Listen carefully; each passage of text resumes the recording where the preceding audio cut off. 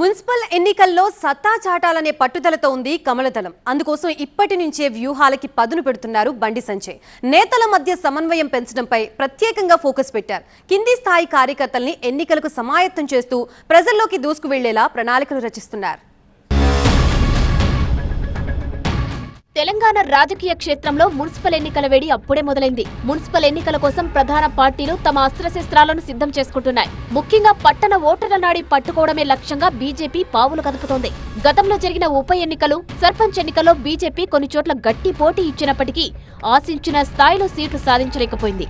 ఈ ఎన్నికల్లో ఎదురైన పరాజయాల నుంచి పాఠాలు నేర్చుకున్న బీజేపీ ఈసారి మున్సిపల్ ఎన్నికలను సవాలుగా తీసుకుని గెలుపు వ్యూహాల్లో బిజీ అయింది.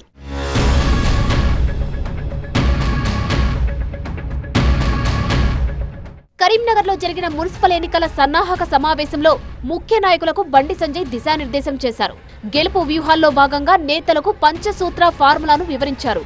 పార్టీ నేతలంతా ఐక్యంగా ఉండాలని సూచించారు. టికెట్ల విషయంలో పైరవీలు, మొహమాటాలకు తావులేదని తేల్చి చెప్పారు. సర్వే రిపోర్టుల ఆధారంగా గెలుపు అవకాశం ఉన్న వారికే పార్టీ టికెట్లు కేటాయిస్తుందని తెలిపారు.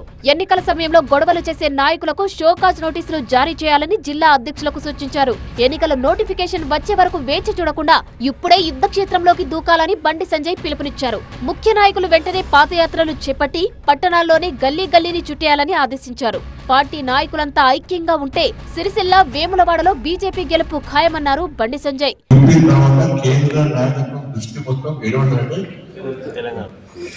ఈ కాంగ్రెస్ పార్టీ మొత్తం కరప్షన్ తోని కూడిపోయింది. కర్ణాటక పబ్లిక్ అంతా వ్యతిరేకిస్తున్నారు. దృష్టి మొత్తం, కేంద్ర దృష్టి మొత్తం తెలంగాణ.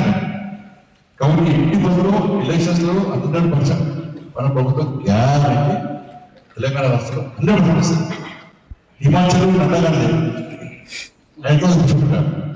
తెలంగాణలో కేంద్ర ప్రభుత్వం, కేంద్ర పార్టీ పూర్తి దృష్టి కేంద్రీకరించి అధికారం వస్తుంది. మొత్తానికి మున్సిపల్ ఎన్నికలను ప్రతిష్టాత్మకంగా తీసుకుని ఇప్పటి నుంచే వ్యూహాలు రచిస్తూ క్యాడర్ లో జోష్ నింపుతున్నారు బండి సంజయ్. మరి బండి మార్క్ వ్యూహాల ఫలితం ఎలా ఉంటుందో చూడాలి.